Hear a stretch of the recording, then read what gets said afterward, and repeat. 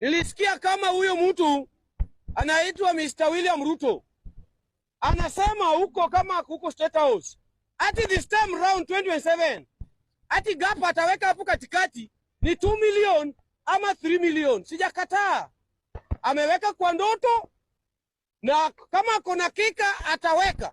Awache kusumbua Rigathi Gachagua hapa Mlema. Hata waue watoto, hata sisi tuwekwe ndani. What I know, Ruto ataenda nyumbani. Sikudanganyi. This time round atafanye nini? Ata change, hata waweke picha ya Oburu Odinga, hata weke picha ya Raila Amolo Odinga na picha yake kwa nguo moja. Huyu jamaa anaenda nyumbani. Ukiangalia watu, angalia uso yao, watu si kwa yao ni wanabunge wa Jacaranda. Na wanabunge ndiye wamechoka hivi.